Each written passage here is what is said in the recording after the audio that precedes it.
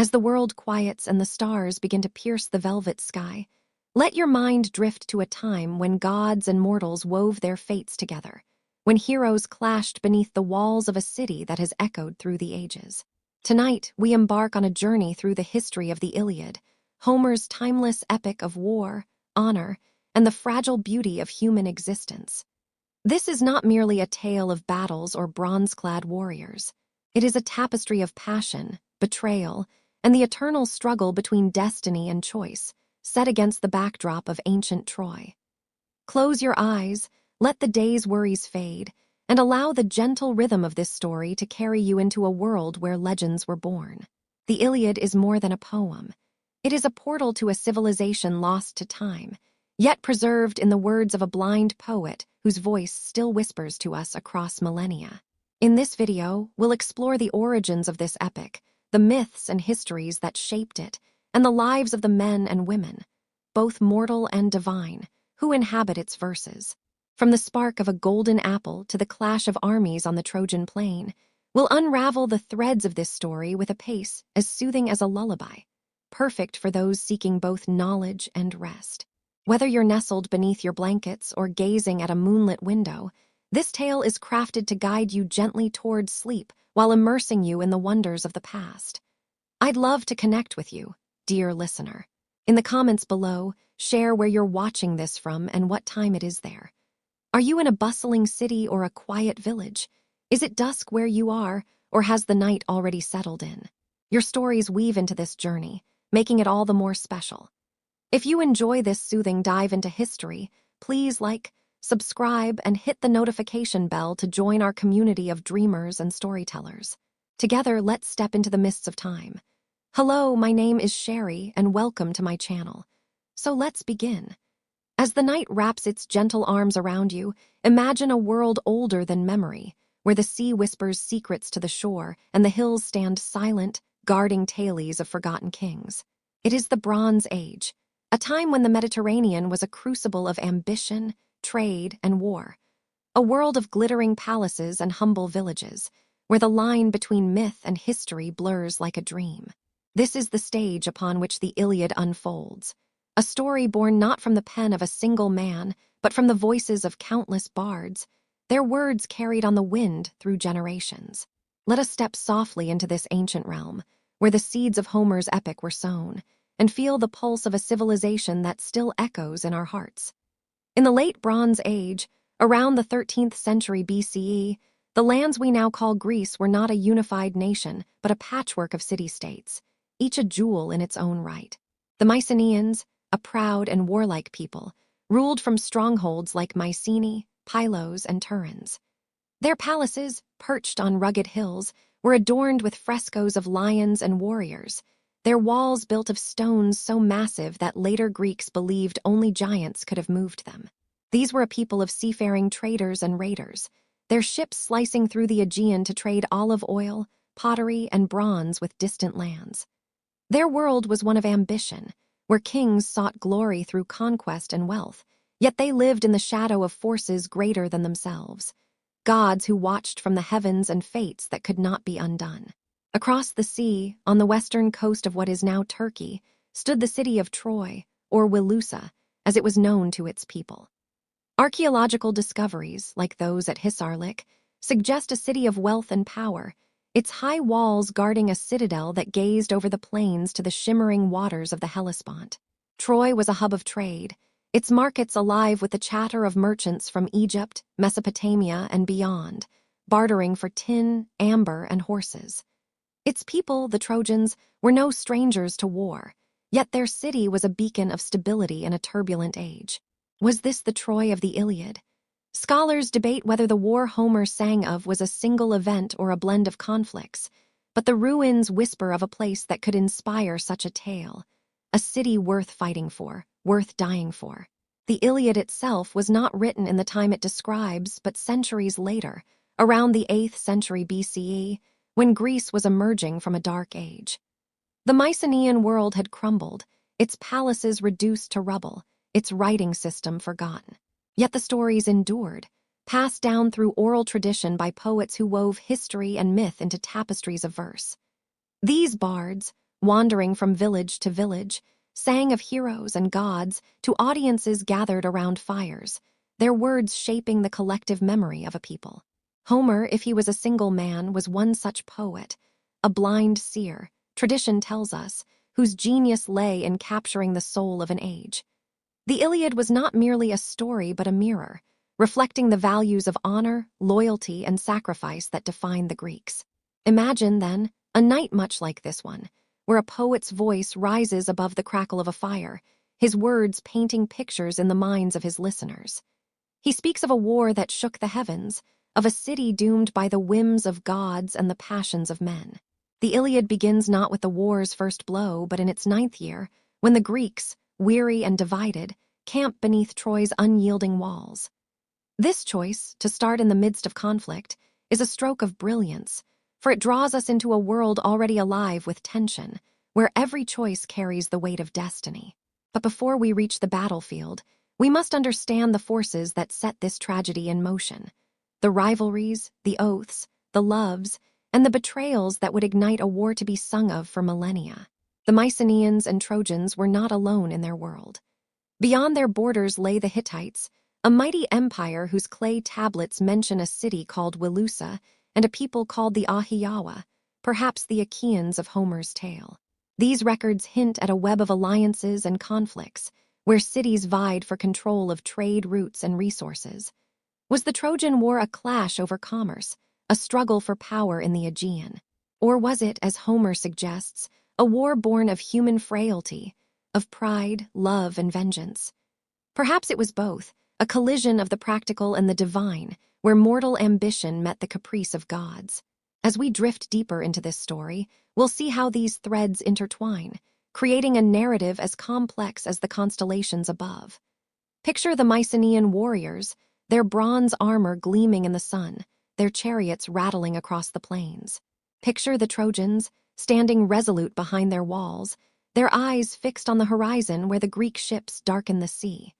This is a world where honor was worth more than life, where a slight could spark a feud that spanned generations. The Iliad captures this ethos, but it also asks us to look deeper, to see the cost of pride, the pain of loss, and the fleeting beauty of human courage.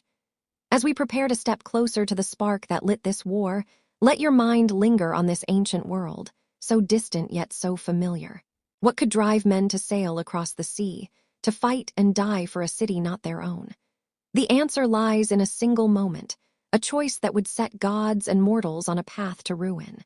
As the night deepens and the world grows still, let your thoughts drift to a golden moment in a time before the clash of swords, when the seeds of the Trojan War were sown not on a battlefield, but in the halls of a divine feast. The Iliad is a tale of human passions, but its origins lie in the whims of the gods, whose rivalries cast long shadows over the mortal world. Picture a banquet on Mount Olympus, where the air shimmers with ambrosia and the laughter of immortals echoes like a distant melody. Here, amid the splendor of the heavens, a single act of mischief, a golden apple, would set in motion a chain of events that would shake the foundations of two great civilizations. Let us step softly into this divine drama, where beauty, pride, and envy collide to spark the tragedy of Troy. The story begins with a wedding, a rare moment of harmony among the gods. Peleus, a mortal hero, was to wed Thetis, a sea nymph of ethereal grace, whose beauty captivated even Zeus, king of the gods. The celebration was a grand affair, with Olympians reclining on golden couches, their voices mingling with the music of lyres. Yet, as is often the case in tales of gods and men, harmony was fleeting. Eris, the goddess of discord, was not invited to this sacred union, for her presence was a storm that unsettled even the divine. Spurned and vengeful, she crafted a gift as cunning as it was cruel, a golden apple inscribed with the words to the fairest. With a sly smile, she tossed it into the midst of the revelry, and as it rolled across the marble floor, the seeds of chaos took root. 3 goddesses, Hera, queen of the heavens, Athena, goddess of wisdom and war, and Aphrodite, goddess of love and beauty, each claimed the apple as her own. Their beauty was beyond mortal measure, each radiant in her own way. Hera with the regal grace of sovereignty, Athena with the fierce clarity of intellect, and Aphrodite with the allure that could sway hearts with a glance. The dispute grew heated, their voices rising like a tempest, threatening to tear the divine assembly apart. Zeus, unwilling to choose and risk the wrath of two spurned goddesses, delegated the task to a mortal, a decision that would bind the fates of gods and men. He turned to Paris, a young prince of Troy, known for his beauty and judgment, to decide who deserved the apple. Thus, the stage was set for the judgment of Paris, a moment that would ripple across time. Paris was no ordinary mortal. Son of King Priam and Queen Hecuba of Troy, he was raised as a shepherd after a prophecy foretold that he would bring ruin to his city. Yet fate cannot be so easily outrun. As he tended his flocks on the slopes of Mount Ida, the three goddesses appeared before him, each radiant and commanding, their eyes fixed on the golden apple in his hand. Hera promised him power, vast kingdoms to rule as a king among men. Athena offered wisdom and victory in war, the glory of a warrior's name sung for ages. But Aphrodite, with a smile that could melt stone, promised him the love of the most beautiful woman in the world, Helen, wife of Menelaus, king of Sparta. Paris, young and swayed by desire, placed the apple in Aphrodite's hand, sealing his choice, and with it, the doom of Troy. This decision was no mere contest of beauty. It was a fracture in the divine order, a spark that would ignite a war to consume nations. Hera and Athena, scorned and furious, vowed vengeance against Paris and his city. Aphrodite, triumphant, set her sights on fulfilling her promise, weaving a spell of desire that would draw Paris to Sparta and Helen to him. But let us pause to imagine Paris in that moment, standing alone on the mountain, the weight of the apple in his hand, unaware of the catastrophe his choice would unleash. Was it love that guided him, or the recklessness of youth? The Iliad does not judge him harshly, for it understands the frailty of human hearts, caught between divine will and mortal longing. The world of the Iliad is one where gods walk among men, their passions as fierce as those of the mortals they toy with. The judgment of Paris was not just a divine squabble. It was a mirror of the human condition, where choices driven by pride or desire ripple far beyond the moment. As Paris sailed toward Sparta, guided by Aphrodite's promise, he carried with him the enmity of two goddesses and the weight of a destiny he could not yet see. The golden apple, so small and shining, was a catalyst, its glow casting a shadow that would stretch across the sea to the walls of Troy. The Mycenaeans, bound by oaths yet to be spoken, would soon gather their ships, their bronze-tipped spears glinting in the sun, drawn by a single woman whose beauty was said to launch 1,000 ships. Imagine the quiet before the storm, the moment when Paris's ship cuts through the waves, the Trojan prince unaware of the forces aligning against him. The gods watch from above, their faces a mixture of amusement and wrath, knowing that the mortal world will bear the cost of their divine game. As we drift closer to the shores of Sparta, where Helen awaits, the air grows heavy with anticipation. What would happen when Paris, emboldened by a goddess's promise, steps into the palace of Menelaus? Would love triumph, or would it unravel the fragile bonds that held Greece together? The answer lies just beyond the horizon, where a single encounter will bind the fates of nations and set the stage for a war that will echo through the ages. As the night wraps you in its tranquil embrace, let your mind sail across the wine-dark sea to the sunlit halls of Sparta, where a woman's beauty wove a thread so delicate, yet so binding that it would draw kings and warriors to their fates. The Iliad is a tapestry of human choices, and none were more pivotal than those made in the shadow of Helen, whose name would become a beacon for both love and war. Before the bronze-clad armies gathered, before the towers of Troy loomed in their sights, there was a moment of unity among Greece's mightiest, a moment sealed by an oath that would echo through the ages. Settle deeper into your dreams, and let us wander into the courts of ancient Sparta, where the seeds of the Trojan War took root in a promise forged by mortal hearts. Helen, daughter of Zeus and Leda, was no ordinary woman. Her beauty was said to be a gift, or perhaps a curse, from the divine, a radiance that drew the eyes of every king and prince in Greece.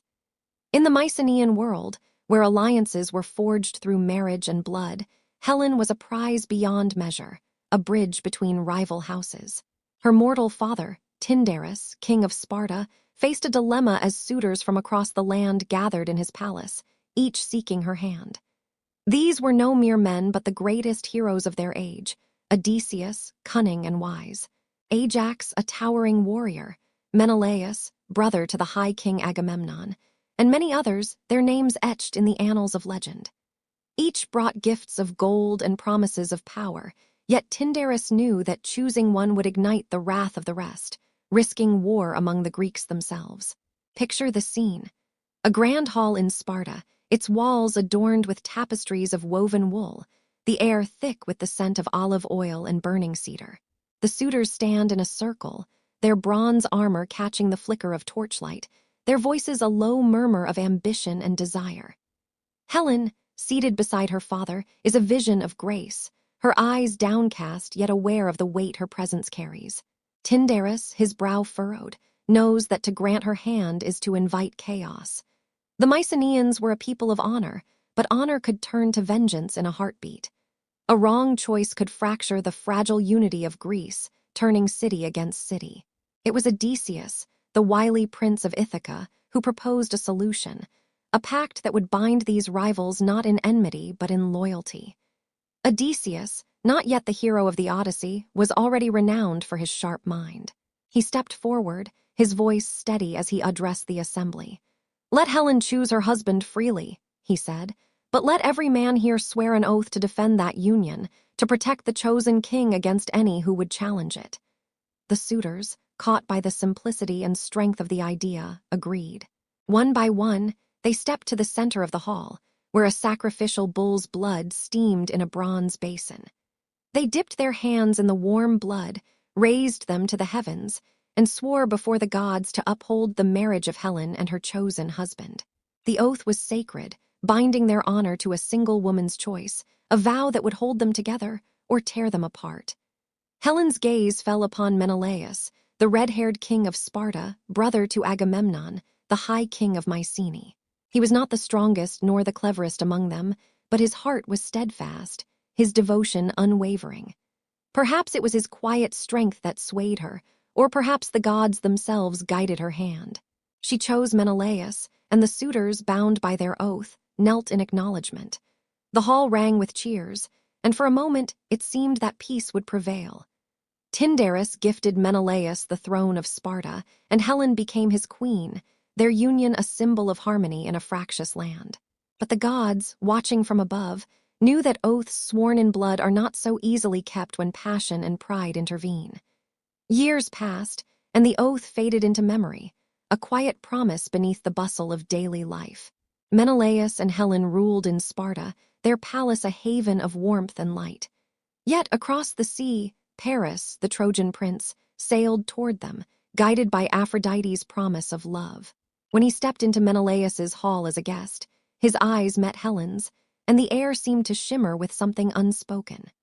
The Iliad does not tell us whether Helen's heart turned willingly or if divine enchantment clouded her mind, but her departure with Paris, whether by choice or abduction, shattered the peace of Sparta. Menelaus, betrayed, stood alone in his hall, the laughter of his guest now a bitter echo. He called upon the suitors, invoking the oath sworn years before, and the call to arms spread like wildfire across Greece. Imagine the weight of that moment, as messengers rode from city to city, summoning kings to honor their vow. Odysseus, now married to Penelope, feigned madness to avoid the call, plowing his fields with salt until his ruse was uncovered. Agamemnon, high king, saw in the war a chance for glory, rallying his forces with the promise of plunder. The oath, once a symbol of unity, became a chain, binding men to a cause they could not escape. As ships gathered at Aulis, their sails catching the wind, the Greeks prepared to sail for Troy, driven by honor, vengeance, and the will of the gods. But what would they find across the sea? Would Helen's beauty truly launch 1,000 ships, or would the cost of this war outweigh its cause? The answer lies in the gathering storm, where heroes and kings prepare to face their destinies on the shores of Troy. As the night cradles you in its gentle hush, let your mind drift to the shores of Aulis, where the sea laps against a forest of ships and the air hums with the restless energy of men preparing for war. The Iliad is a tale of heroes, each a star in the constellation of Greece's might, drawn together by an oath now heavy with consequence. The betrayal of Menelaus, his queen stolen by a Trojan prince, has ignited a spark that calls the kings and warriors of a fractured land to unite under a single banner. Picture the dawn breaking over the Aegean, the horizon alive with sails, as the Achaeans, Greece's proud sons, gather to reclaim honor and exact vengeance. Settle into the rhythm of this story and let us walk among these men, whose names will echo through time as they stand on the edge of destiny. The call to arms, born from the oath of the suitors, spread like a tide across the Mycenaean world. From every corner of Greece, from the rocky hills of Ithaca to the golden plains of Mycenae, warriors answered. At Aulis, a bustling port on the Boeotian coast, the Achaean fleet assembled, a sight to stir the heart and chill the soul. Hundreds of ships, their prows carved with fierce animal heads, bobbed in the harbor, their timbers creaking under the weight of bronze armor and provisions.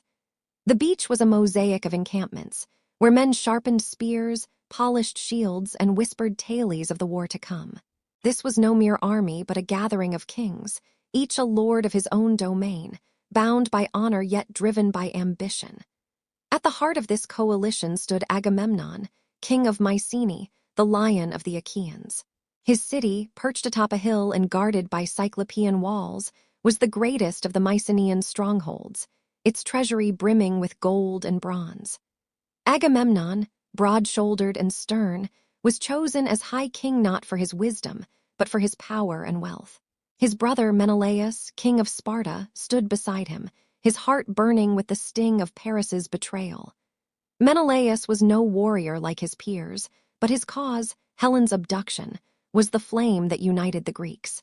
Together, the sons of Atreus rallied their forces, their voices carrying over the din of the camp, calling for justice and glory. Among the heroes was Odysseus, the cunning lord of Ithaca, whose mind was as sharp as any blade. He had tried to evade the summons, feigning madness by plowing his fields with salt, but his ruse was undone when his infant son was placed in his path, forcing him to reveal his sanity. Now standing among the Achaeans, his eyes gleamed with calculation, already weaving plans within plans. There was Ajax, the giant of Salamis, whose shield was as broad as a city gate, his strength unmatched on the battlefield. Diomedes, young and fierce, king of Argos, bore the fire of youth and the skill of a seasoned warrior. And then there was Achilles, prince of the Myrmidons, whose name alone struck fear into the hearts of enemies.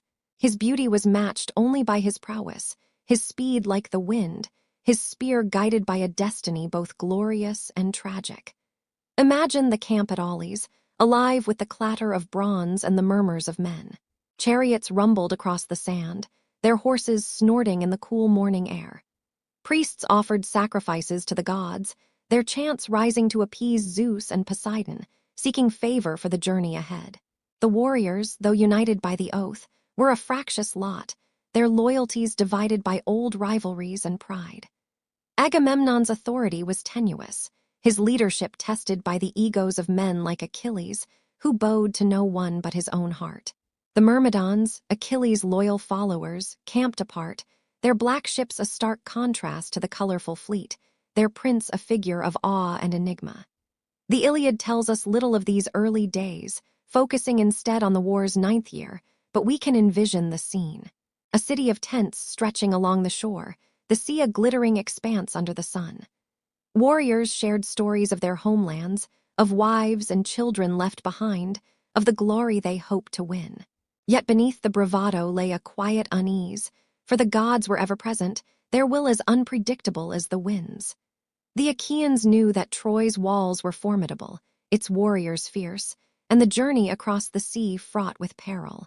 The oath that bound them was both a chain and a spur, driving them toward a war that would test their courage and their humanity. As the fleet prepared to sail, the men looked to their leaders, to Agamemnon's commanding presence, to Menelaus's wounded pride, to Achilles' blazing intensity. Each king brought his own forces, his own ships, his own dreams of glory. The Iliad's catalog of ships, a poetic roll call, lists their names and numbers, a testament to the scale of this endeavor. From Pylos came Nestor, the aged but wise, his counsel a beacon in the storm of egos. From Crete, Idomeneus led his swift-footed warriors, their spears gleaming like stars. The Greeks were a tapestry of tribes, united by a cause yet divided by their own desires. Would this fragile alliance hold against the trials to come?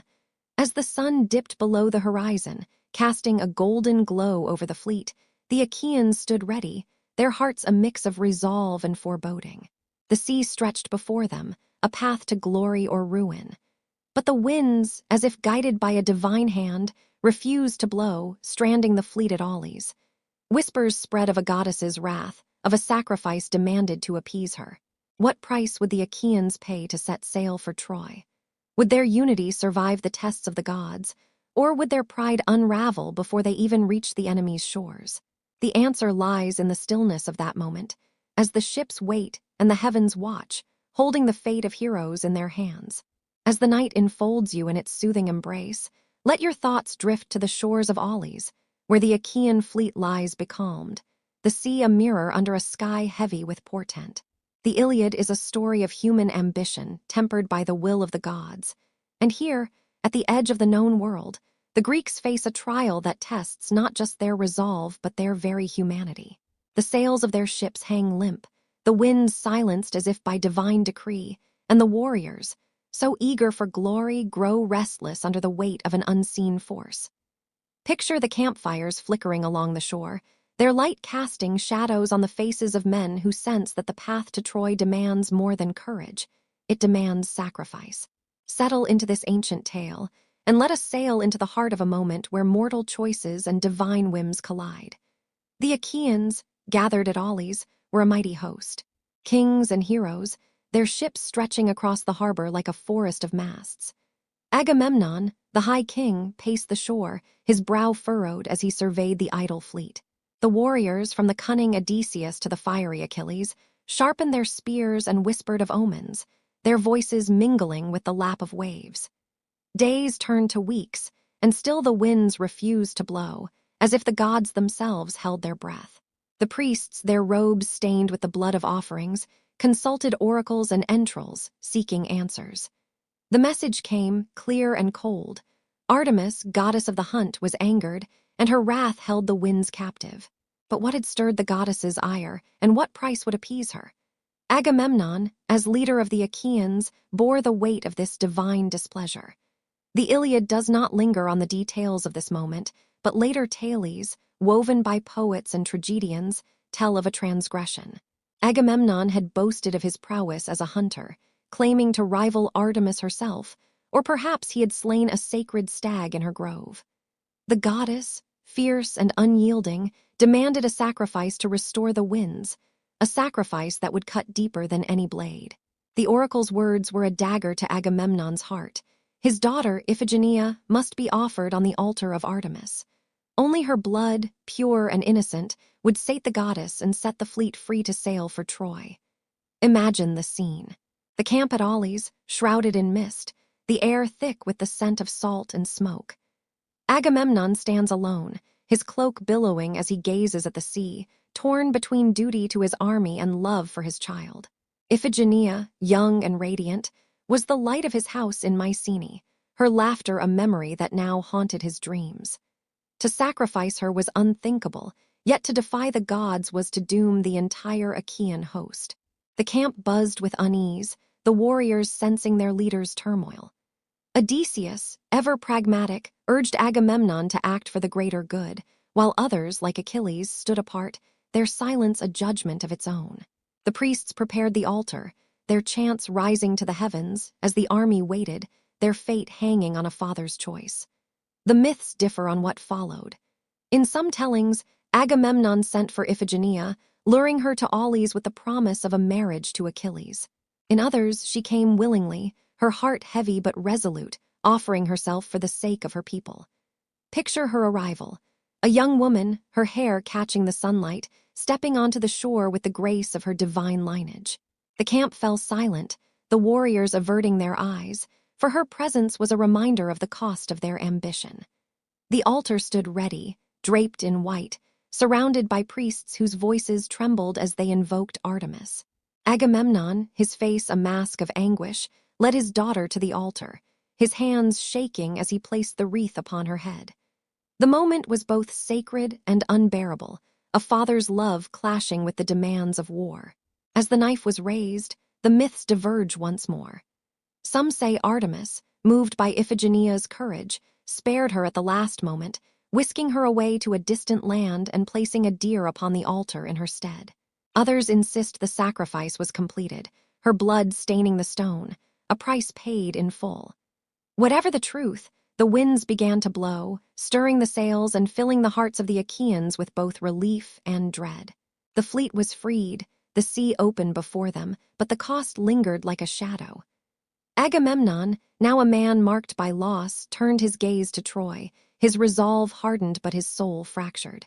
The warriors boarded their ships, their oars dipping into the water, as the coastline of Aulis faded into the mist. The journey to Troy was no mere voyage, but a passage into legend.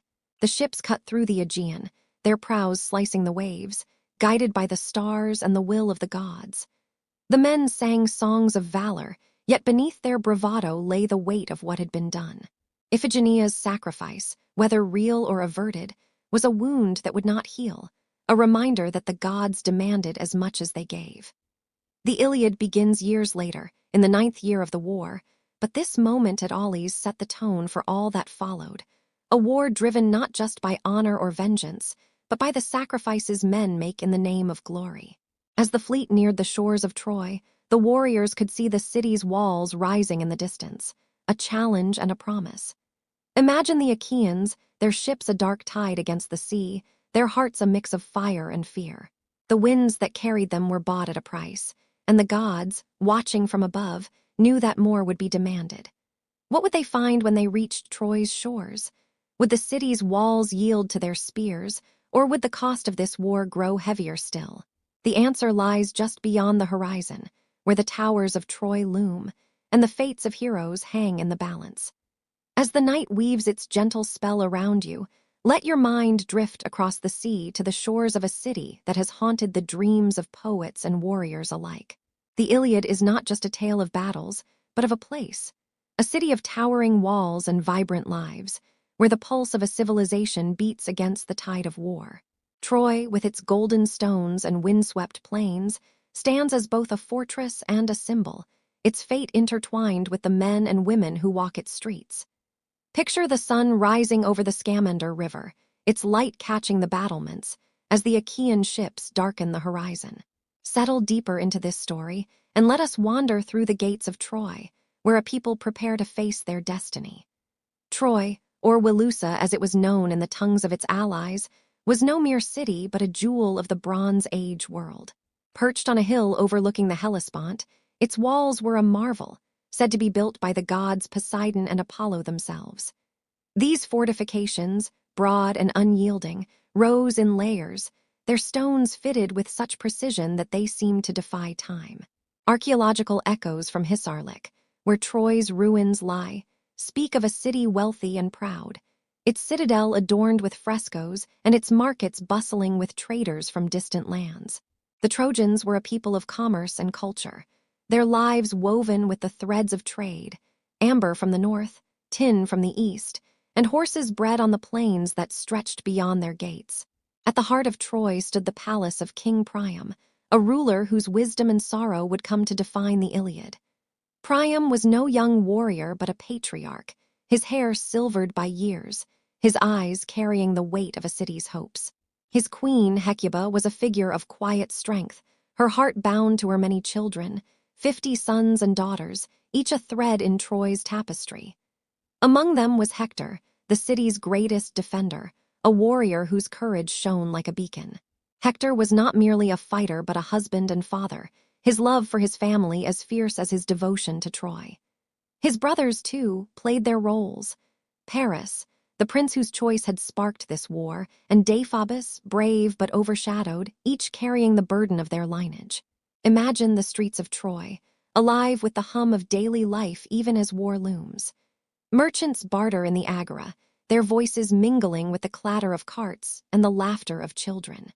Women weave at their looms, their fingers crafting patterns that tell of gods and heroes, while priests offer prayers at the temple of Athena, seeking her protection. The city's walls, towering and golden in the sunlight, are a source of pride, yet they cast long shadows, a reminder of the enemy encamped beyond. The Trojans are a people of resilience, their lives shaped by the rhythm of the seasons and the strength of their community. Yet the sight of the Achaean ships stirs a quiet dread. The war has not yet begun in earnest, but its presence is felt, like a storm gathering on the horizon. The Iliad paints Troy not as a villain, but as a mirror to the Achaeans, a city of mortals, flawed and noble, caught in the whims of fate. Priam's court is a place of counsel and debate, where elders and warriors weigh the cost of Paris's actions. Some urge the return of Helen, hoping to avert disaster, while others, like Hector, argue for honor and defiance, unwilling to bow to the Greeks. Hecuba, with a mother's intuition, senses the tragedy to come, her dreams haunted by visions of fire and ruin. Yet life in Troy continues, its people clinging to hope, their faith in their walls and their gods unshaken. The city's beauty, its temples, its gardens, its bustling streets, is a testament to what is at stake, a world worth defending. Beyond the walls, the plains of Troy stretch toward the sea, where the Achaean camp sprawls like a second city. The Trojans watch from their battlements, their eyes tracing the smoke of campfires and the gleam of bronze. Hector, clad in armor that catches the dawn, stands atop the ramparts, his gaze fixed on the enemy. He is no lover of war, yet he knows its necessity, his heart torn between duty and the longing to see his son, Astyanax, grow old in peace. The Trojans are not faceless foes, but a people with stories as rich as those of the Greeks, their lives woven into the fabric of the Iliad. The epic's genius lies in this balance, showing us the humanity on both sides, the shared fragility of those caught in war's embrace. As the Achaeans draw closer, their ships anchoring in the shadow of Troy's walls, the city braces for the storm. The Trojans prepare their defenses, their warriors training on the plains, their archers taking their posts. Priam gathers his sons, his voice steady as he speaks of courage and sacrifice, while Hecuba prays to Apollo, her hands raised to the sun. The city is a fortress, but it is also a home, its people bound by love and loyalty. The Iliad asks us to see Troy not as a prize to be won, but as a world to be mourned, its fate a tragedy that resonates across time. As the first clashes of the war draw near, what will become of this city and its people?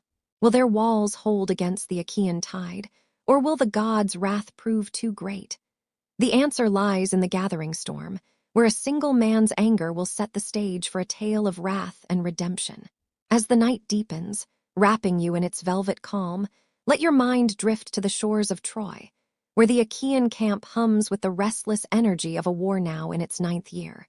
The Iliad opens not with the clash of armies or the fall of heroes, but with a single man's anger, a fire that burns brighter than the campfires dotting the beach. Achilles, swift-footed prince of the Myrmidons, stands at the heart of this epic, his wrath a force that shapes the fates of both Greeks and Trojans. Picture the sea lapping at the black hulls of the Achaean ships, the air thick with salt and smoke, as a quarrel unfolds that will shake the foundations of this war. Settle into this tale, and let us step into the shadow of Achilles' rage, where pride and honor collide to set the stage for a tragedy sung through the ages. The Iliad begins in medias res, plunging us into the 9th year of the Trojan War, when the Achaeans are weary, their spirits worn by years of siege. Troy's walls stand unbroken, its gates sealed, and the Greeks, encamped on the sandy plain, live in a city of tents, their lives a cycle of raids and restless waiting. Agamemnon, the High King, holds sway over this fractious host, but his authority is fragile, tested by the pride of men who bow to no one. Among them, Achilles is a figure apart, his armor gleaming like a star, his presence a storm waiting to break. Son of the mortal Peleus and the sea nymph Thetis, he is half divine, his strength unmatched, his destiny marked by a prophecy. A short life of glory or a long one of obscurity. He has chosen glory, and his every action burns with that choice. The spark of Achilles' wrath is a woman, Chrysis, daughter of a priest of Apollo. Captured in a raid, she was claimed by Agamemnon as his prize, a spoil of war to adorn his tent. But Chrysis' father, Chryses, came to the Achaean camp, his staff wreathed with sacred falaise, bearing ransom to reclaim his daughter. Picture the scene. An old man, his voice trembling with grief, pleading before the assembled Greeks. Agamemnon, proud and unyielding, refused, his words sharp as bronze, dismissing the priest with scorn. Chryses, heartbroken, turned to Apollo, his prayers rising to the sun god's temple. Apollo, wrathful, answered with a plague, his arrows raining disease upon the Achaean camp. Men fell, their bodies burning with fever, their pyres lighting the night as the army suffered under divine retribution. The Greeks, desperate, turned to their seer, Calchas, whose eyes saw the threads of fate. With trembling voice, he revealed Apollo's anger and the cause, Agamemnon's refusal to return Chryses. The High King, cornered by his own hubris, agreed to release her, but his pride demanded compensation. In a moment of reckless arrogance, he turned his gaze to Achilles' tent, where Briseis, another captive woman, was held as Achilles' prize. Agamemnon declared that he would take Briseis to replace Chryses, a slight that cut deeper than any sword. Picture Achilles, his face a storm of fury, his hand gripping the hilt of his sword as he faced Agamemnon. The camp fell silent, the air crackling with tension, as two titans of the Achaean host stood on the brink of violence. It was Athena, sent by Hera, who stayed Achilles' hand, her voice a whisper in his ear, promising greater honor if he restrained his wrath. Achilles relented, but his anger did not fade. Instead, he withdrew, vowing to fight no more for Agamemnon, whom he called a winesack with a dog's eyes. He retreated to his ships, his myrmidons at his side, leaving the Achaeans to face Troy without their greatest warrior. His mother, Thetis, hearing his pleas, ascended to Olympus to beseech Zeus, begging him to grant the Trojans victory until the Greeks felt the weight of Achilles' absence. Zeus, torn between the gods' own rivalries, nodded, setting in motion a chain of events that would test both sides. The stage was set for a war not just of spears but of hearts, where pride could wound as deeply as any blade. Imagine the Achaean camp in the wake of this quarrel, the warriors' faces etched with unease. Without Achilles, the Greeks were a body without a soul, their strength diminished. The Myrmidons, loyal only to their prince, sat idle by their ships, their black sails furled, their spears untouched. Agamemnon, though still commander, felt the sting of his own misstep, his authority questioned by whispers among the ranks. The Trojans, sensing weakness, grew bolder, their sorties from the city testing the Greek lines. The Iliad captures this moment with piercing clarity, showing us not just a war of armies but a war of egos, where personal slights can shift the tide of battle. Achilles, in his tent, played his lyre, his heart torn between vengeance and the call of glory, while the Greeks faced mounting losses. The wrath of Achilles is no mere tantrum, but a reflection of the Mycenaean code of honor, where a man's worth was measured by his prizes and his name. To lose Briseis was to lose face, a wound to Achilles' very identity. Yet his withdrawal was also a choice, a defiance of the collective good for the sake of personal justice. The Iliad asks us to ponder this tension. Is honor worth the cost of lives? As the Trojans pressed their advantage, the Achaean camp became a place of fear and division, the pyres burning brighter each night. The gods, watching from above, took sides, their own rivalries mirroring the mortal strife below. What would become of the Greeks without their champion? Would Agamemnon's pride yield, or would the war spiral further into chaos? The answer lies in the heavens, where the gods themselves take up the threads of this tale, weaving a tapestry of divine intrigue that will shape the battles to come. As the night wraps you in its tranquil embrace, let your thoughts ascend to the heights of Mount Olympus, where the gods sit in their golden halls, their eyes fixed on the mortal drama unfolding beneath Troy's walls. The Iliad is not just a tale of men and their battles, but a tapestry woven with divine threads, where the whims of immortals shape the fates of those below. With Achilles withdrawn, his wrath a smoldering fire, the Achaean camp falters, and the Trojans press their advantage. Yet above, the gods are no mere spectators. They are players in this war, their rivalries as fierce as those of the mortals they champion. Picture the heavens aglow with starlight, the air humming with divine voices, as the Olympians choose sides in a conflict that mirrors their own eternal struggles. Settle into this story, and let us step into the realm of the gods, where pride and power set the stage for a war that shakes both earth and sky. The gods of the Iliad are not distant deities, but vivid, passionate beings, as flawed and fractious as the mortals they oversee. On Olympus, their marble halls echo with debate, each god drawn to the Trojan plain by love, vengeance, or ambition. The roots of their division lie in the judgment of Paris, when the Trojan prince chose Aphrodite over Hera and Athena, igniting a grudge that burns as fiercely as Achilles' wrath. Hera, queen of the gods, and Athena, goddess of wisdom and war, stand firmly with the Achaeans, their hearts set on Troy's destruction. Hera, regal and unyielding, sees the city as an affront to her divine authority, while Athena, still smarting from Paris's slight, lends her strategic mind to the Greek cause. Together, they watch the Achaean camp with fierce intent, their voices urging Zeus to tip the scales against Troy. Opposing them is Aphrodite, the goddess of love, whose promise to Paris bound her to the Trojans' fate. Her beauty is a force as potent as any spear, her devotion to Paris unwavering, even as his actions draw the world into chaos.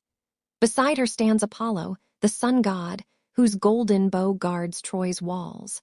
Apollo, protector of the city, was angered by Agamemnon's scorn toward his priest Chryses, and his loyalty to the Trojans is as much a matter of divine honor as it is affection.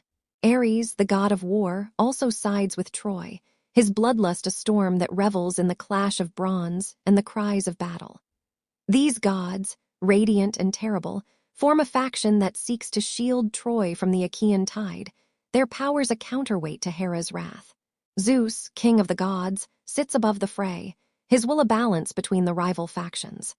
His heart leans toward Troy, for he admires Hector's nobility and the city's piety, yet he is swayed by Thetis's plea to honor Achilles by granting the Trojans temporary victory. Picture him on his golden throne, his eagle at his side, his eyes scanning the battlefield below. The Iliad paints Zeus as both omnipotent and conflicted, a ruler bound by the need to maintain harmony among the gods while fulfilling his promises to mortals. His decisions ripple downward, shaping the course of the war, yet he allows the other gods to meddle, their interventions a dance of divine caprice. The mortal war becomes a stage for their rivalries, each deity weaving their own thread into the tapestry of fate. Imagine the Trojan plain, where the gods descend in disguise, their presence felt in the sudden gusts of wind or the uncanny accuracy of an arrow. Athena, cloaked as a warrior, whispers strategies to Diomedes, her chosen hero, urging him to strike at the Trojan lines. Aphrodite, radiant and soft-footed, shields Paris from harm, her touch guiding him through the chaos. Apollo stands atop Troy's walls, his golden light bolstering Hector's courage, while Hera's gaze burns from the heavens, her will bending events to favor the Greeks. The Iliad's genius lies in this interplay, where the gods are not distant but intimately involved, their passions mirroring the mortal struggles below. They are not infallible. They bicker, scheme, and even bleed when struck, their immortality a paradox of power and pettiness. The mortals, aware of the gods' presence, offer sacrifices and prayers, their altars smoking with offerings of bulls and wine. In the Achaean camp, priests invoke Athena and Zeus, seeking favor, while in Troy, the temples of Apollo and Athena, ironic in her dual role, echo with the chants of supplicants. The warriors fight with the knowledge that their actions are watched, their fates guided by forces beyond their control. Yet the Iliad asks us to see the tragedy in this divine meddling. The gods, immortal and untouchable, play with mortal lives, their quarrels costing blood and tears. Hector, noble and steadfast, fights under Apollo's aegis, yet he cannot escape the shadow of Zeus's decree. Achilles, favored by Thetis, remains in his tent, his anger a mortal echo of the gods' own pride. As the war intensifies, the divine interventions grow bolder. The Trojans, emboldened by Zeus's favor, surge from their gates, their chariots thundering across the plain. The Achaeans, weakened without Achilles, falter, their lines buckling under Hector's relentless assault. The gods watch, their voices a chorus of triumph and despair, as the balance of battle shifts. The Iliad invites us to ponder the cost of this divine game. What does it mean for mortals to be pawns in the hands of gods? As the armies clash, A single moment looms, a confrontation between heroes that will test the strength of both sides. Will the gods' favor be enough to shield their chosen warriors, or will mortal courage defy the heavens? The answer lies on the blood-soaked plain, where a duel of heroes will mark the next chapter of this timeless tale. As the night cradles you in its serene embrace, let your mind wander to the Trojan plain, where the dust of battle rises like a veil and the clash of bronze echoes across the windswept fields. The Iliad is a tapestry of courage and sacrifice, and here, in the shadow of Troy's towering walls, two heroes step forward to face each other, their fates entwined in a moment that will ripple through the ages. With Achilles withdrawn, his wrath still burning, the Achaeans struggle to hold their ground, while the Trojans, emboldened by divine favor, press their attack. Picture the sun hanging low, casting a golden glow over the battlefield as Hector, Troy's shining prince, and Ajax, the Achaean bulwark, prepare for a duel that will test the limits of valor. Settle into this tale, and let us stand amidst the ranks of warriors, where honor and glory collide under the watchful eyes of gods and men. The war has reached a fever pitch, the Trojans surging from their gates, their confidence bolstered by Zeus's promise to grant them victory while Achilles remains absent. The Achaeans, battered and weary, rally under their leaders, their spears gleaming despite the weight of their losses. The gods, perched on Olympus, lean forward, their divine gazes fixed on the plain below. Hera and Athena urge the Greeks to stand firm, while Apollo and Aphrodite lend strength to the Trojans, their interventions a subtle current beneath the tide of battle. It is in this moment of stalemate, when neither side can claim dominance, that a challenge arises. A single combat to break the deadlock, a duel to honor the ancient code of heroism. Hector, clad in bronze that catches the fading light, steps forward from the Trojan ranks. He is no mere warrior but the soul of Troy, his presence a beacon of hope for his people. His helmet plumes dance in the breeze, his shield bears the weight of his city's fate, and his eyes burn with a quiet resolve. He calls out to the Achaeans, his voice ringing across the plain, challenging their greatest champion to face him in single combat. The Greeks, their spirits frayed, hesitate, for Hector's prowess is legendary, his spear a harbinger of death. Yet Ajax, son of Telamon, rises to meet the challenge, his massive frame a tower among men, his shield a wall of bronze and leather that no spear has pierced. Picture the scene. The armies part, forming a vast circle on the plain, their weapons lowered as they watch in awe. The Scamander River glints in the distance, its waters a silent witness to the drama unfolding. Ajax strides forward, his steps shaking the earth, his armor clanking with each movement. He is no swift-footed Achilles but a fortress of strength, his loyalty to the Achaean cause unwavering. Hector, lithe and graceful, stands opposite, his spear balanced in his hand, his gaze steady. The gods above hold their breath, for this duel is not just a clash of men but a test of their divine wills.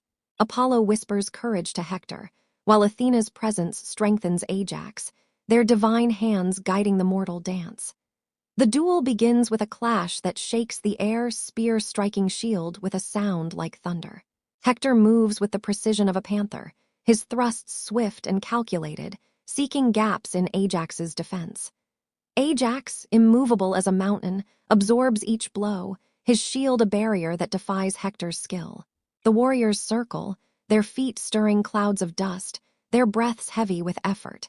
The Iliad paints this moment with vivid clarity, each strike a testament to the skill and courage of both men. The armies cheer, their voices a chorus of pride and fear, while the gods lean closer, their rivalries mirrored in the mortal struggle below.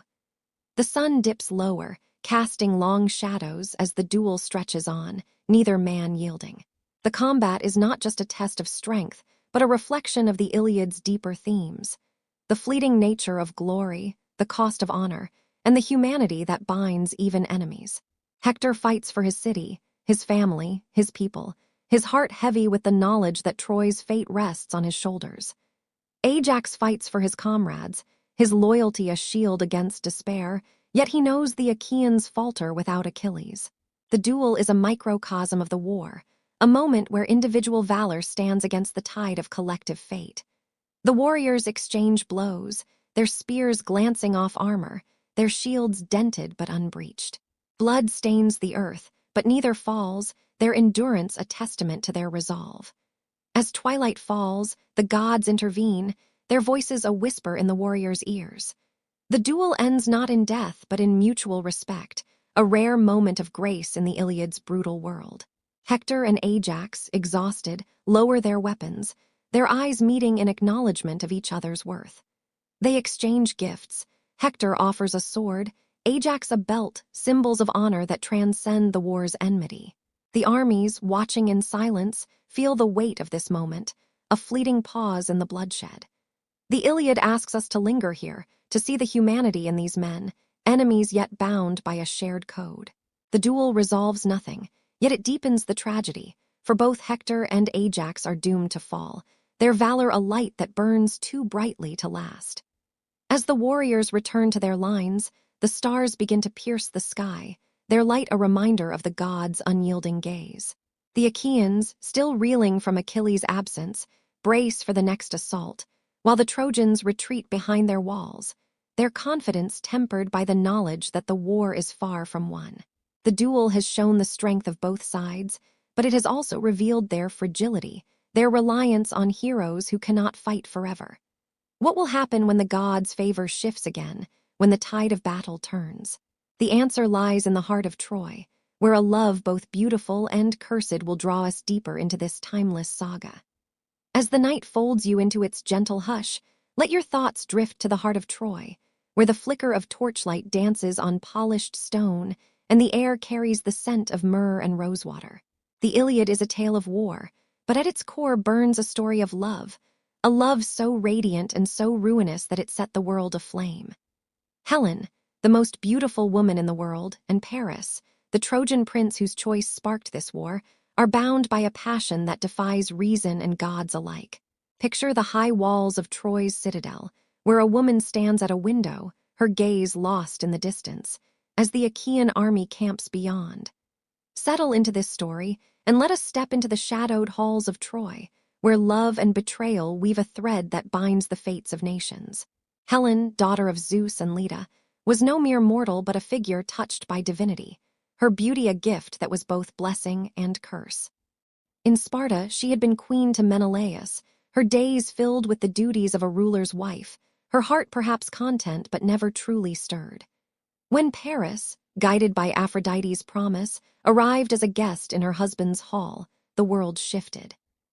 Paris was no warrior like Hector, but his charm was a weapon of its own, his eyes bright with youth, his words soft as a summer breeze. The Iliad does not tell us whether Helen fled with him willingly or was swept away by divine enchantment, but the result was the same. She left Sparta, her home, and Menelaus, her king, to follow Paris across the sea to Troy. Her departure was the spark that ignited the oath of the suitors, drawing the Achaean fleet to the Trojan shore. Imagine the palace of Priam, its halls adorned with tapestries and gold, where Helen now resides as both guest and captive. She is no prisoner in chains, yet her presence is a weight upon the city. The Trojans call her Helen of Troy, but she is a stranger among them, her beauty a reminder of the war at their gates. Paris, her lover, is both her protector and her burden, his devotion unwavering yet tinged with recklessness. The Iliad paints their relationship with subtle shades, neither wholly condemning nor celebrating it. In one poignant scene, Helen stands on Troy's ramparts, pointing out the Achaean heroes to Priam, her voice heavy with regret. She calls herself a dog-faced woman, her words laced with self-reproach, yet her presence beside Paris speaks of a bond that endures despite the bloodshed it has caused. Picture them together in the quiet moments, away from the clamor of war. In a chamber lit by oil lamps, Helen weaves at her loom, her fingers crafting patterns that tell of her lost home in Sparta. Paris, lounging on a couch, plays a lyre, his music a fleeting escape from the weight of his choices. Their love is a paradox, born of divine intervention yet deeply human, a flame that warms them even as it consumes the world around them. Aphrodite, ever watchful, guards their bond, her golden presents a shield against the scorn of Trojans who blame Helen for their woes. Yet not all in Troy despise her. Priam, with a father's kindness, treats her as a daughter, and Hector, though burdened by duty, never speaks harshly to her. The city, divided by her presence, is united in its defense, for to surrender Helen is to surrender pride. The Iliad asks us to see Helen not as a villain, but as a woman caught in the currents of fate. Was her love for Paris a choice, or was she a pawn in Aphrodite's game? The epic leaves the question open, inviting us to ponder the nature of love itself, its power to create and destroy, to bind and to break. Paris, too, is complex. A prince who shies from the battlefield yet fights when pressed, his courage flickering like a flame in the wind. In one scene, Hector chastises him for lingering in Helen's chamber while Trojans die, yet Paris answers with defiance, his love for Helen both his strength and his weakness. The Iliad does not judge them harshly, for it understands the frailty of human hearts, caught between divine will and mortal desire. Beyond the walls, the Achaeans fight for Helen's return, their cries of Menelaus's wife, a rallying call that masks their own ambitions. Menelaus, her betrayed husband, burns with a quiet fury, his honor wounded as deeply as his heart. Yet the Iliad hints that Helen's beauty is more than physical. It is a force that draws men to their destinies, a mirror reflecting their own desires. The war, though sparked by her flight, is fueled by pride, greed, and the gods' caprice. As Helen watches from Troy's towers, her heart is a storm of guilt and longing, torn between the life she left and the life she now leads. The Trojans, too, are torn, their love for their city clashing with the cost of protecting her. As the war grinds on, the love of Helen in Paris becomes a quiet undercurrent, a reminder of why the Achaeans fight and why Troy endures. The battles rage, but within the city, moments of tenderness persist. Paris's hand brushing Helen's, a shared glance that speaks of defiance against a world that seeks to tear them apart. Yet the weight of their love grows heavier, its consequences etched in the blood on the Trojan plain. The Iliad asks us to linger here, to feel the tragedy of a love that is both beautiful and cursed, a spark that lit a fire now threatening to consume all. What will become of Helen and Paris as the war presses closer to Troy's gates? Will their love endure, or will it crumble under the weight of sacrifice and loss? The answer lies in the heart of a woman who stands between two worlds, her story intertwined with the fate of a city. As the night weaves its soothing spell around you, let your thoughts drift to the quiet corners of Troy, where the clamor of war fades and the heartbeat of a city reveals itself in the tender bonds of love and family. The Iliad is a saga of heroes and battles, but it is also a story of those who wait behind the walls, their hearts heavy with the weight of love and fear. Among them is Andromache, wife of Hector, Troy's greatest defender, whose quiet strength and unspoken sorrow cast a tender light on the human cost of this endless war. Picture the soft glow of a lamp in a high chamber, the distant sound of the Scamander River, as a woman clings to the hope of a future that slips further away with each passing day. Settle into this tale, and let us step into the heart of Troy, where Andromache's grief weaves a thread of longing and loss into the epic's tapestry. Andromache, daughter of a fallen king, is no stranger to sorrow. Her father, Aetion, and her 7 brothers were slain by Achilles when he sacked her home city of Thebe, leaving her an orphan in a world already scarred by war. Yet in Troy, she found refuge and love in Hector, the prince whose courage holds the city together. Their marriage is a haven, a rare moment of light in the Iliad's shadowed world. Their infant son, Astyanax, is the joy of their hearts, his laughter a reminder of what Hector fights for, not just glory, but the hope of a life where his son might grow in peace. Andromache's days are spent in the palace, weaving at her loom, her hands crafting patterns that speak of home and family, while her thoughts linger on the husband who stands between Troy and ruin. Imagine her standing on the ramparts of Troy, her dark hair catching the breeze, her eyes searching the plain below where the Achaean and Trojan armies clash. The Iliad gives us one of its most poignant scenes here, as Andromache meets Hector at the Scaean gates, the great entrance to the city. She holds Astyanax in her arms, the child reaching for his father, unaware of the storm gathering around them. Hector, his armor gleaming, his face softened by love, pauses in his duty to embrace his wife and son. Andromache's voice, steady yet trembling, pleads with him to stay within the walls, to abandon the battlefield where death waits. "You are my father, my mother, my brother, my husband," she says, her words a desperate prayer to keep him safe. She knows the prophecy that haunts Hector, the shadow of Achilles looming ever closer. Hector's response is both tender and resolute. He acknowledges her fear, his heart aching at the thought of her widowed, their son enslaved. Yet he cannot abandon his honor, for to do so would betray Troy and all he holds dear. Picture the moment.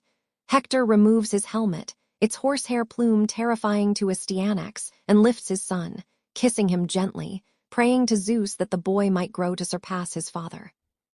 Andromache, tears in her eyes, watches as Hector returns to the battlefield, his figure receding into the dust of war. The Iliad captures the raw humanity of this scene, a moment of love amid the chaos, where the personal cost of heroism is laid bare. Andromache's grief is not yet complete, but it is a shadow that grows longer with each clash of spears. Within Troy's walls, Andromache is not alone in her vigil. The women of the city, Hecuba, Priam's queen, and the wives of other warriors, share her burden, their prayers rising to the gods as they weave and tend to their households. The Iliad gives voice to their perspective, a counterpoint to the glory of battle.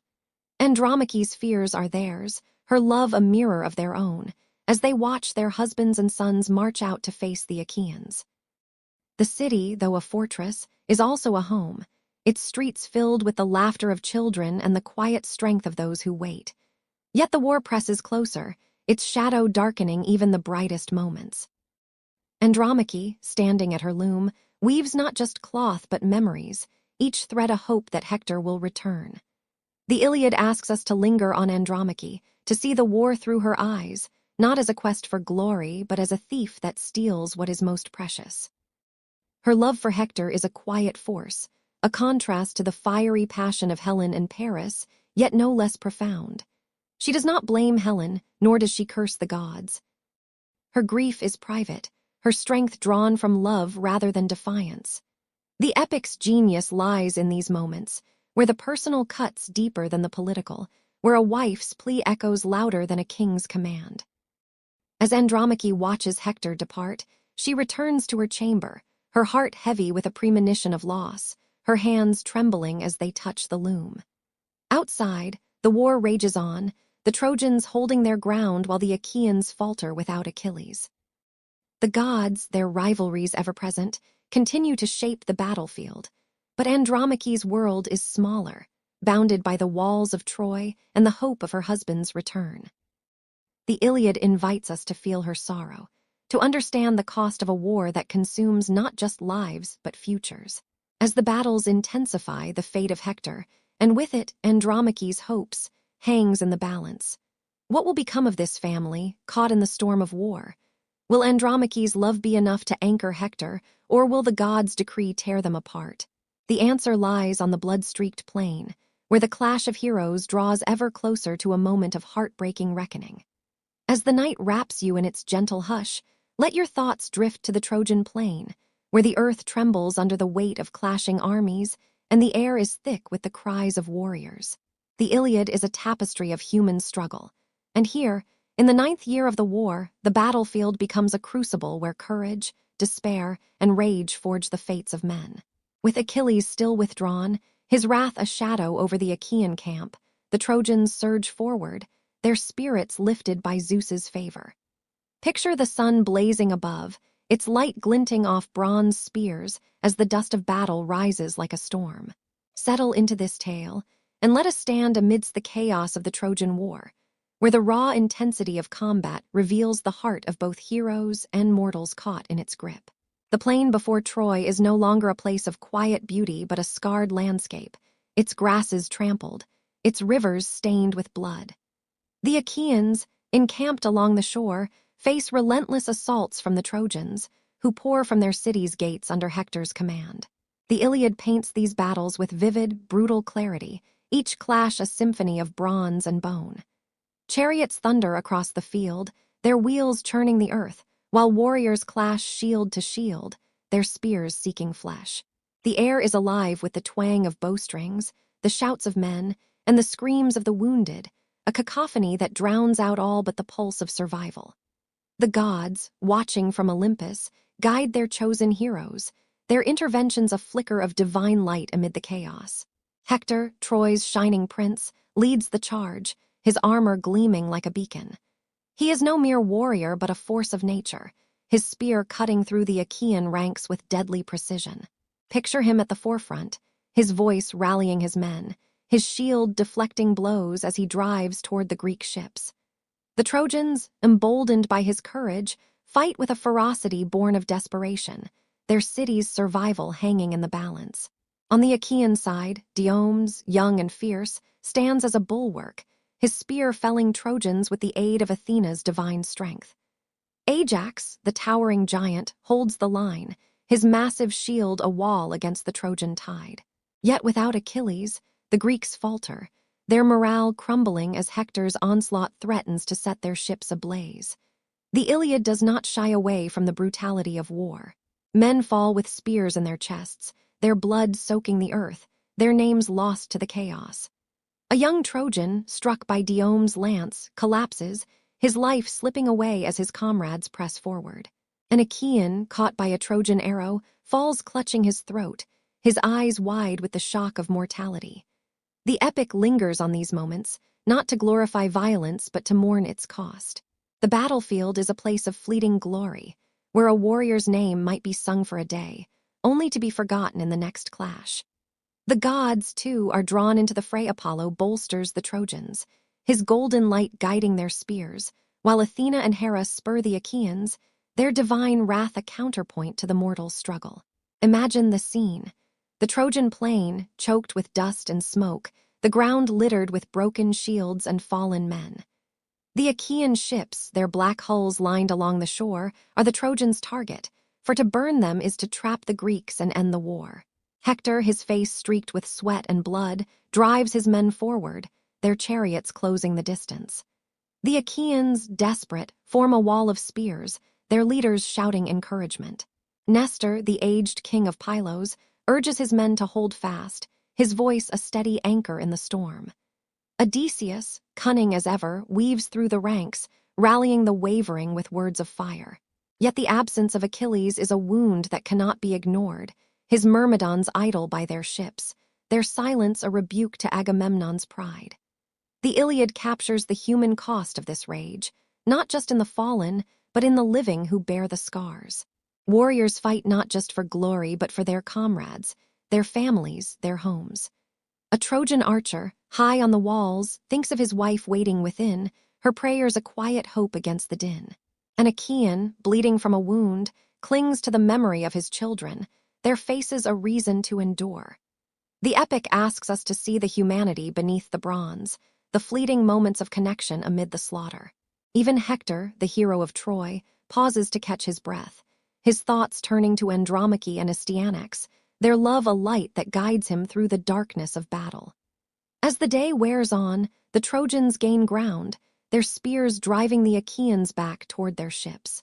The Greeks, outnumbered and outmatched, feel the weight of their losses, their pyres burning brighter each night. The gods, their rivalries unchecked, continue to meddle. Zeus, bound by his promise to Thetis, allows the Trojans their moment of triumph, while Hera and Athena plot to shift the tide. The battlefield becomes a stage where mortal courage meets divine caprice, each clash a testament to the fragility of human life. The Iliad invites us to linger here, to feel the pulse of war, its exhilaration and its sorrow, as the fate of nations hangs in the balance. Yet even in this chaos, a glimmer of hope remains. The Achaeans, battered but unbowed, look to their leaders for salvation. Agamemnon, his pride chastened by defeat, begins to see the cost of his quarrel with Achilles. The Trojans, though victorious, know that their triumph is fleeting, for Achilles' return looms like a storm on the horizon. What will happen when the Achaeans, driven to desperation, seek to mend their broken unity? Will Achilles' wrath yield, or will the war claim more lives before he takes the field? The answer lies in a moment of reckoning, where emissaries will tread softly to the Myrmidon camp, bearing words that could change the course of this timeless war. As the night enfolds you in its tranquil hush, let your thoughts drift to the Achaean camp, where the glow of campfires flickers against the dark and the sea whispers secrets to the shore. The Iliad is a tale of rage and redemption, and here, in the 9th year of the Trojan War, the Greeks stand on the brink of despair, their lines crumbling under the relentless assault of Hector's Trojans. Achilles, the swift-footed hero, remains in his tent, his wrath a fire that burns brighter than the pyres of the fallen. Picture the stars above, their light cold and distant, as a desperate mission unfolds to bring the Achaeans' greatest warrior back to the fight. Settle into this story, and let us walk the sandy paths to Achilles' camp, where words of honor and pleading hearts seek to mend a rift that threatens to doom a nation. The Achaean army is battered, their ships perilously close to the Trojan spears, their morale shattered by Achilles' absence. Agamemnon, the High King, feels the weight of his folly, his pride humbled by the mounting losses. The Trojans, led by Hector and favored by Zeus, have driven the Greeks back to their beachhead, the flames of their torches licking at the hulls of the black ships. In the council tent, lit by flickering lamps, the Achaean leaders gather, their faces etched with worry. Nestor, the aged king of Pylos, speaks with the wisdom of years, urging Agamemnon to make amends with Achilles. "Our strength fades without him," he says, his voice steady but heavy. "Swallow your pride, or we are lost." Agamemnon, chastened, agrees, offering a ransom of treasures, gold, tripods, horses, and even the return of Briseis, untouched, to appease the hero he wronged. Thus an embassy is formed, a trio of Achaean leaders chosen to carry this plea to Achilles. Odysseus, the cunning lord of Ithaca, leads the group, his mind sharp as a blade, his words honed to persuade. Ajax, the towering warrior, joins him, his loyalty and strength a testament to the Achaean cause. Phoenix, an old mentor to Achilles, completes the trio, his bond with the hero rooted in years of guidance and affection. Picture them walking through the camp, their cloaks billowing in the night wind, their steps heavy with the weight of their mission. The Myrmidon ships loom ahead, dark and silent, a world apart from the chaos of the Achaean lines. Achilles, in his tent, strums a lyre, his friend Patroclus at his side, the music a fleeting refuge from the war outside. The scene is one of the Iliad's most intimate, a moment where words carry more weight than spears. Achilles greets the embassy with courtesy, offering wine and a place by the fire, but his eyes are guarded, his heart still burning with anger. Odysseus speaks first, his voice smooth and measured, laying out Agamemnon's offer. Treasures beyond counting, Briseis returned, and a promise of honor restored. He appeals to Achilles' sense of duty, reminding him of the Achaean lives lost, the ships threatened, the glory that awaits if he returns. "The Trojans are at our gates," Odysseus says, "and only you can turn the tide." Yet Achilles, his face a storm, rejects the offer, his words sharp as bronze. "What is honor from a man like Agamemnon, who takes what he does not earn? I owe him nothing." Phoenix, his voice trembling with emotion, speaks next, recalling the years he raised Achilles, teaching him to be both warrior and man. He tells a tale of Meleager, a hero who, like Achilles, withdrew in anger, only to return too late to save those he loved. "Do not let pride consume you," Phoenix pleads, his eyes wet with tears. "Your comrades die while you sit here." Achilles softens at his mentor's words, but his resolve holds firm. Ajax, blunt and honest, speaks last, his frustration plain. "We fight and bleed for you, Achilles, yet you turn your back on us. Even enemies show more mercy." His words sting, but Achilles remains unmoved, his heart locked in the cage of his wrath.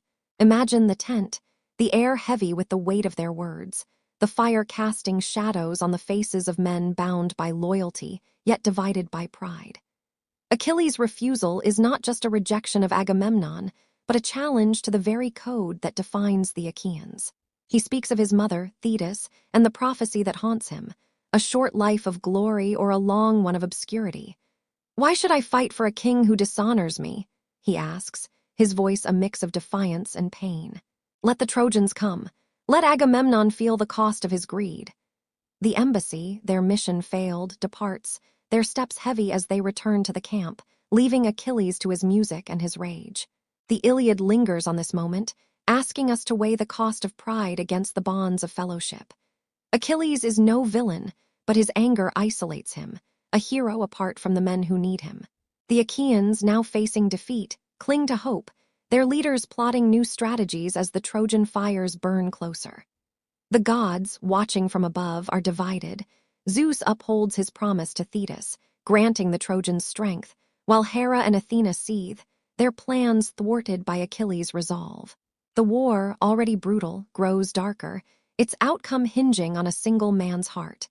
The Iliad invites us to feel the tension, the ache of a fractured alliance, as the Achaeans brace for the next blow. As the embassy fades into the night, the camp is quiet, the warriors sleeping fitfully under the stars.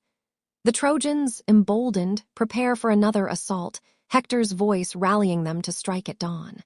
Achilles, alone with Patroclus, gazes at the sea, his thoughts a storm of anger and longing. The Iliad asks us to ponder what it means to be a hero, to choose glory over life, honor over love. Will Achilles' heart soften, or will his wrath doom the Achaeans to ruin? The answer lies in the gathering storm, where a hero's fall will shake the foundations of Troy and set the stage for a tragedy that will echo through time. As the night cradles you in its soothing embrace, let your thoughts drift to the Trojan plain, where the dust of battle settles and the stars bear witness to a moment that will echo through the ages. The Iliad is a tapestry of glory and grief, and here, in its heart, the tragedy of war reaches its peak with the fall of Hector, Troy's greatest defender. The Achaeans, battered and desperate, have seen their hopes flicker as Achilles remains in his tent, his wrath unyielding. But a single act, Patroclus' death at Hector's hands, ignites the hero's return, his fury a fire that will consume all in its path. Picture the walls of Troy glowing under the dawn, the air heavy with the scent of blood and bronze, as two heroes meet in a duel that will define their fates. Settle into this tale, and let us stand on the blood-soaked plain, where courage and loss collide in a moment of heartbreaking inevitability. The Trojans, emboldened by Zeus's favor, have pushed the Achaeans to the edge of their ships, their fires threatening to end the war. But Patroclus, Achilles' beloved friend, could not bear to watch the Greeks fall. Donning Achilles' armor, he led the Myrmidons into battle, his courage turning the tide until Hector's spear found his heart. The news of Patroclus' death shattered Achilles' resolve, his grief transforming his wrath into a blazing need for vengeance. He reconciled with Agamemnon, accepting Briseis' return, and took to the field, his armor forged by Hephaestus, its divine light a terror to the Trojans. The gods, their rivalries now a storm, guide the battle. Athena aids Achilles, while Apollo shields Hector, but Zeus, bound by fate, knows the hour of Troy's champion has come. Picture Hector standing alone before the Scaean gates, his armor gleaming, his heart heavy with duty. Inside Troy, Andromache weaves at her loom, unaware that her husband faces his final moment. Priam and Hecuba, watching from the walls, plead with Hector to retreat, their voices breaking with fear. But Hector, bound by honor, cannot flee. He knows Achilles approaches, a force like a god, yet he stands firm, his spear steady, his thoughts on his city, his wife, his son. The Iliad paints this scene with searing clarity. Hector, the soul of Troy, alone against the storm of Achilles' rage. The armies fall silent, the plain a vast arena, as the two warriors circle, their eyes locked, their fates entwined. The duel is swift and brutal. Achilles, swift-footed and relentless, moves like a shadow, his spear a blur of divine bronze. Hector fights with courage, his skill honed by years of defending Troy, but he is mortal, and Achilles is touched by the gods. Athena, disguised as Hector's brother Deiphobus, tricks him into facing Achilles alone, stripping him of Apollo's protection.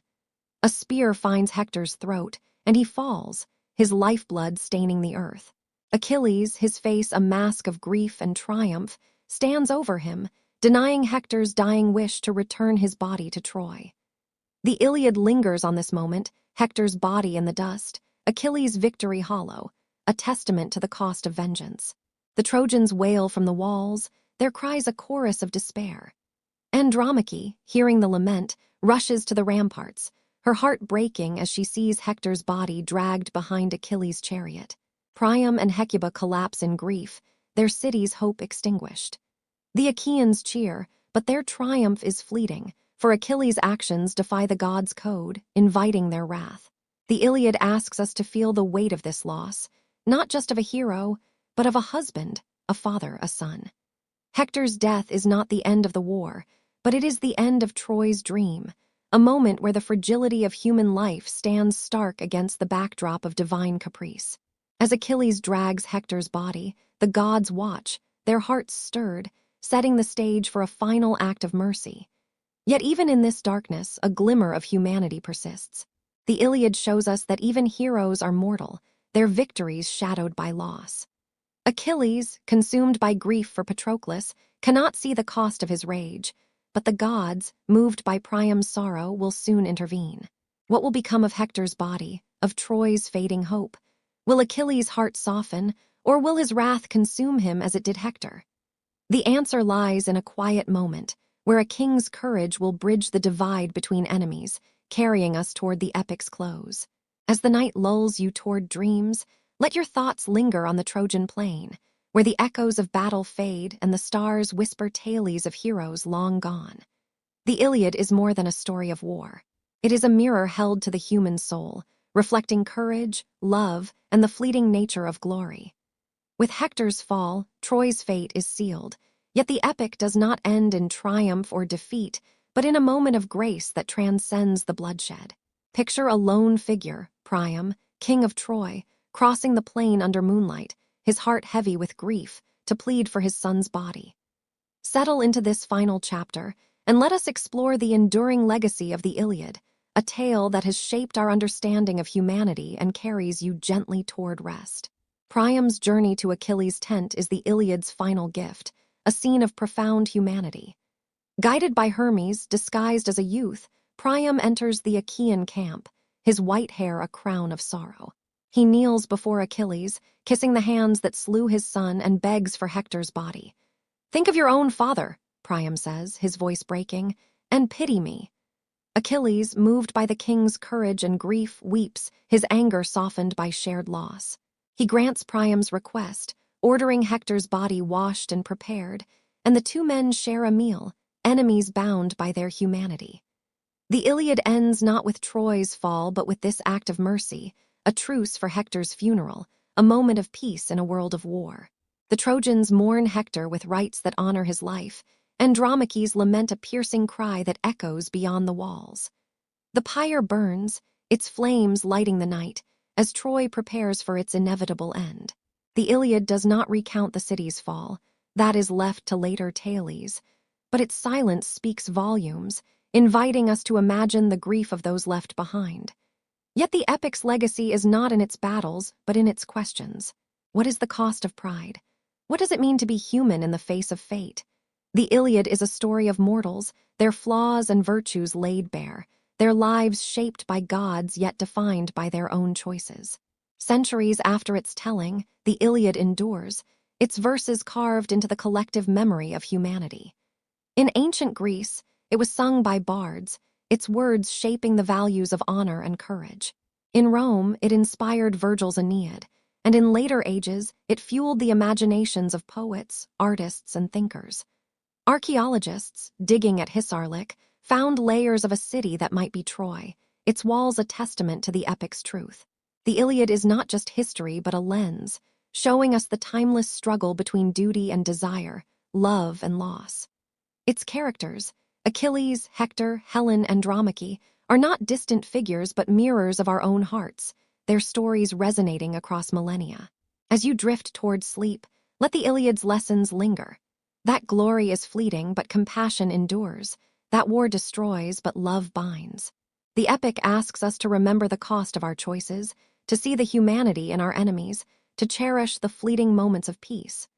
Troy's walls may have crumbled, but its story stands, a beacon for those who seek meaning in the chaos of existence. Close your eyes, and let the voices of Homer's heroes sing you to rest, their tales a lullaby of courage and sorrow. What dreams will you carry from this ancient world? Will they be of heroes, of love, or of the quiet hope that survives even the darkest of nights?